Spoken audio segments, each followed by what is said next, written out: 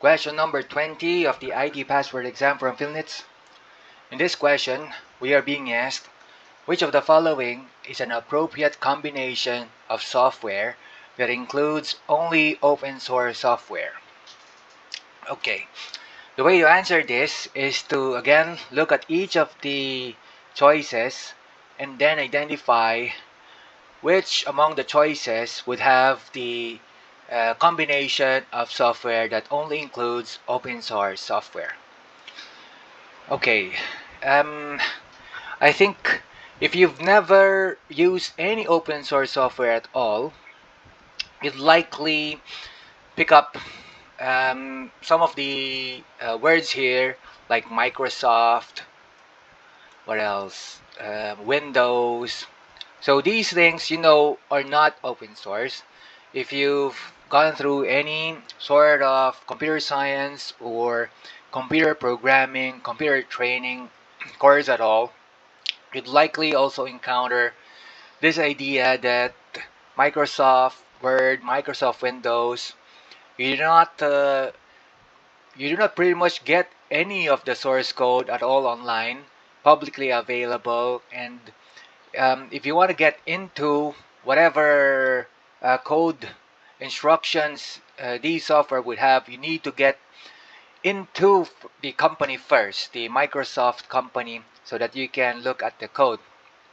Otherwise, it's not available online.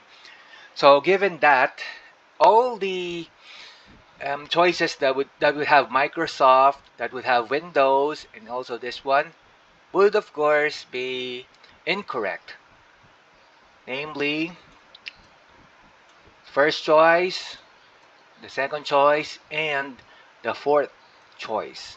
So that leaves us with letter C as the only remaining answer. So that's one way you can do to solve this problem. Or if you've also used open source, you can look at the software that are there and see if there's a combination that has all the software open source. And in this case, it's letter C, because we know that the Firefox browser, for example, that's open source. And Linux is also open source. It's an operating system. And if you want to modify something, you can of course do so. You can look at the source code. But usually, if you want your updates to be added in the succeeding versions of Linux, you have to send it to the team doing the software updates, and they'll see if they can add your update or not. Otherwise, if they maybe don't want to add your update, you'll likely have to just create a flavor of Linux of your own or something like that. And I do remember that the main kernel of Linux, that part usually is done by Mr. Linus Torvalds, who up until now, if I understand it correctly, does the approvals of any of the remaining updates that people are suggesting, are recommending to be added. So it seems like the way Linux, at least that core part of the source code is being maintained, is that you got Mr. Linus approving any of the updates sent to him and then adding them to the latest version.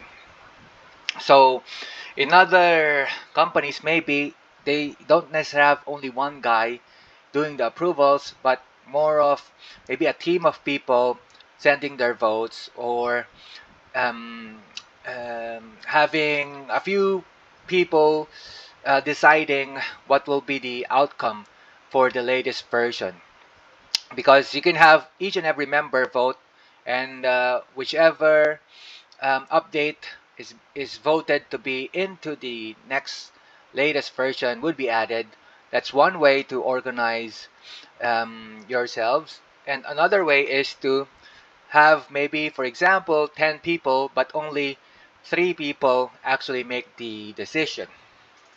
And and in that case, I guess it's much faster also, because if you have like 10 people and each of the 10 people has to say something, has to of course give an opinion why they're voting for this update to be added or not, then it'll likely take more time. But if you got 10 people and they're sending the updates, but only 3 people of those 10 need to say something and need to make a decision, then I think that makes it a lot faster rather than moving from 3 to 10 people um, saying stuff and defending their ideas.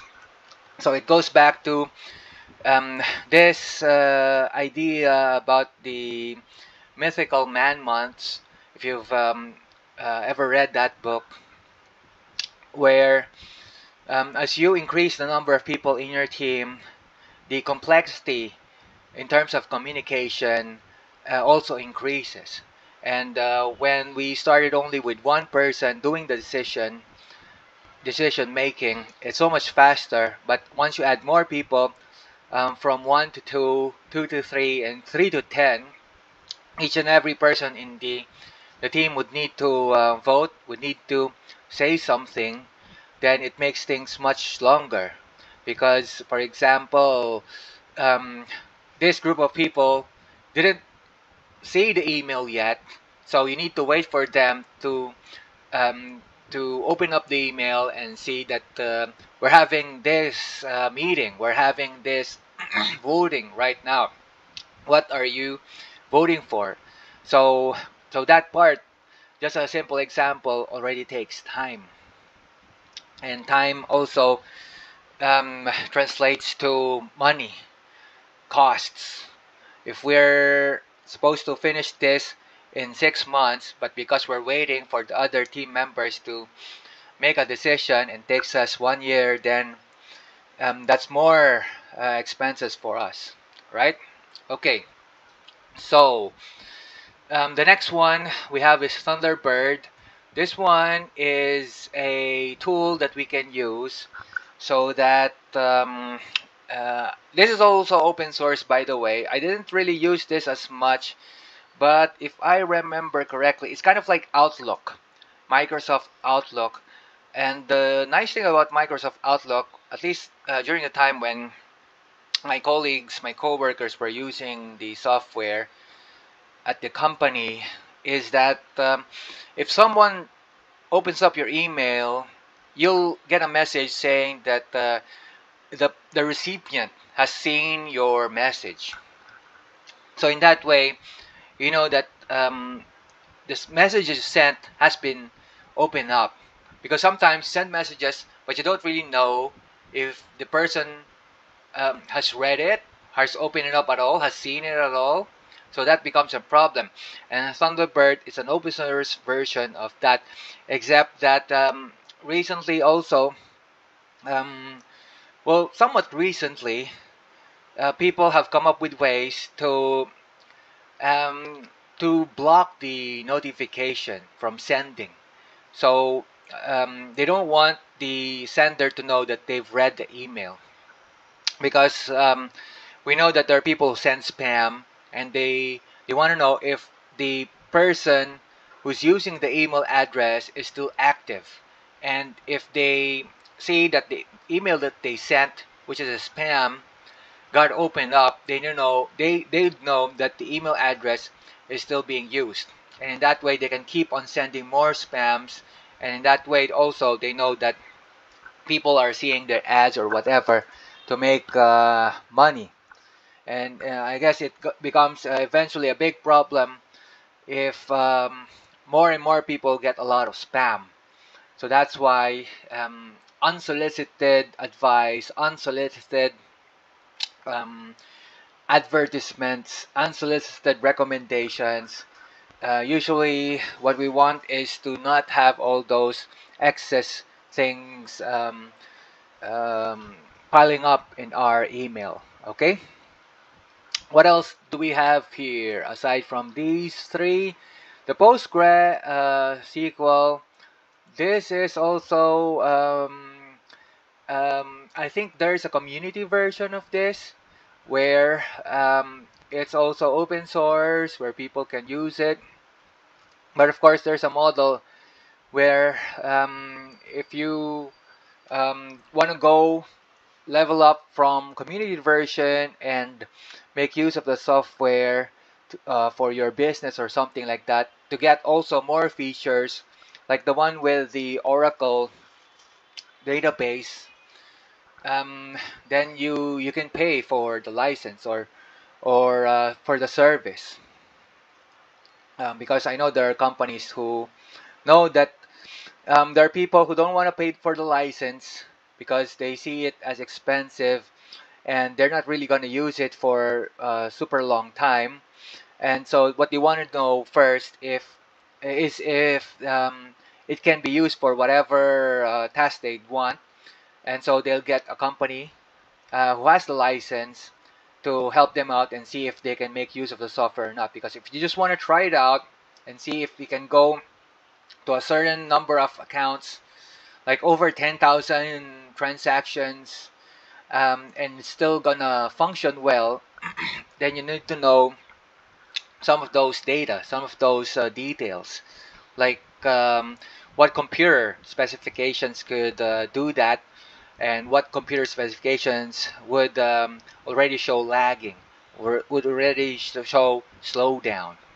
So there are companies that have the license and they can help out this other company, maybe a branch of this bigger company, so that they'll have the know-how, the information regarding this software. Okay. On um, more graphically oriented companies, there are people who come up with server farms because there was a time when you want to create graphics, computer graphics, but it takes a really long time to get the rendering done, especially if your computers aren't really the fastest. So you go to a company whose service mainly is that they buy really fast computers, and instead of waiting for one whole day or one whole week for the rendering to finish, um, the company with the fast computers can do it for you at a much faster time, like within the day or something like that. So that's one way that certain companies have uh, gotten income. Okay, so in that sense, even if you're using open source, doesn't mean that there's no way for you to make money too. Because know-how of the tools, how you can use Linux, how you can use Firefox, how you can use these things to make things much more efficient is also a service that you can definitely provide. And it's another way of making money and uh, and at the same time contributing to society in the sense that we're making things much more efficient.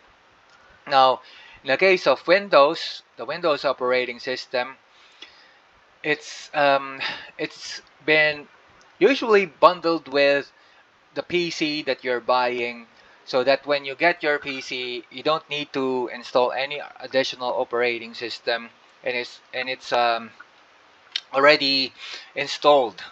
So when you buy a PC, the Windows software is there already, and in that sense they make money also per computer that uses the license, the Windows license. Of course, there are other ways where when you already have a computer and just need an operating system like Windows, and that's when you can buy um, the the license. So you can use that license for your computer. Okay. So again, the answer for this question number 20, is the letter C. And let's see if there's anything else that we can see from my notes.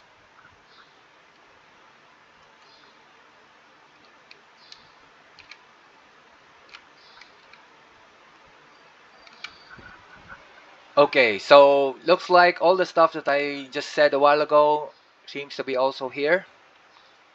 And really, to know which ones are open source, which ones are not open source, I think you really just have to spend a lot more time on working with computers, working on software products, providing services like that.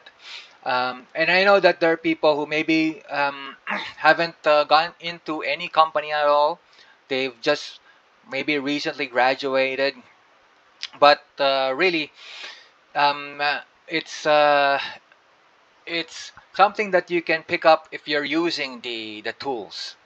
I know that there was a time when I was thinking about enrolling in one of those courses on security, but I decided that I thought that it might be a lot more useful for me if I just use the software, use the tools, so that I immediately learn how to make things a lot more secure, particularly in the Linux environment.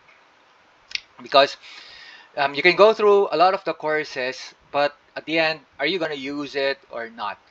And so there is another way of looking at it where you use the software, and because you want to know more, you can go through the course. Like for example, one of those MBAs programs where the requirement is, um, at least from my understanding, you have to have worked first in a company before you can get into the MBA program, the Masters of Business Administration program. Because otherwise, these are all just ideas, and it's going to be a lot more useful for you if you've been to a workplace, if you've been to an office, and it's really because you want to know more how you can make things much faster, much more efficient, that you're going to this MBA program. And that way you can apply whatever you're learning into the workplace. And in the same way, there are a lot of courses on Linux, there are a lot of courses on security, but again, if you're not really using the tools, I think these are all just gonna be ideas that you'll eventually wonder what their use is gonna be for. So a way to do it too is to use the Linux software, use the tools that are available to increase the security, and then if there are things that you want to know more, then you go to the online courses that can maybe help you organize these tools so that you can be more efficient as well. All right. Okay.